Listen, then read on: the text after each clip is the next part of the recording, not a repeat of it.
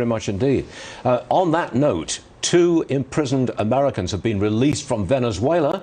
That followed Biden administration meeting with the Maduro regime for a deal on oil sales. We've also released a Saudi back to Saudi Arabia as we deal with try to get oil out of them.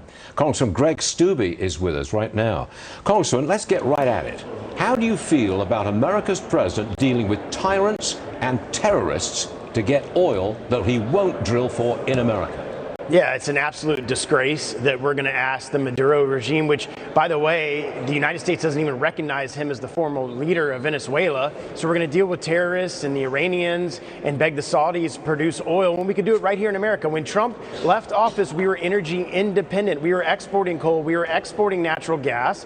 And now we have the complete opposite, where we're now paying the Russians to import oil. And we still have inflated gas prices because you've shut down the domestic production of oil right here in the United States. Americans are sick and tired of these backwards policies, and the Biden administration is beholden to the left progressive environmental movement that is hurting everyday Americans. I got a feeling, though, that they might change course as we get closer to the elections and gas is at $4, $4.50, $5 a gallon.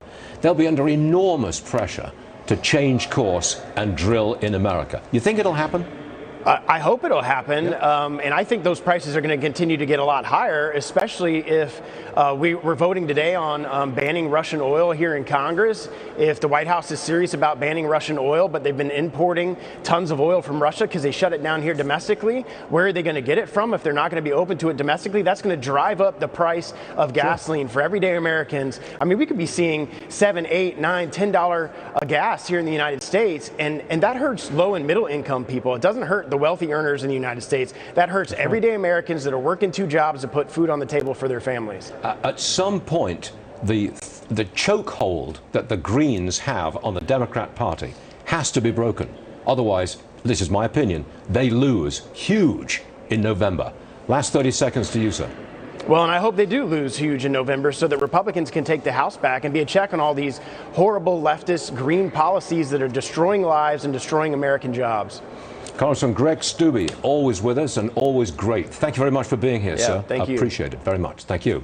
Russia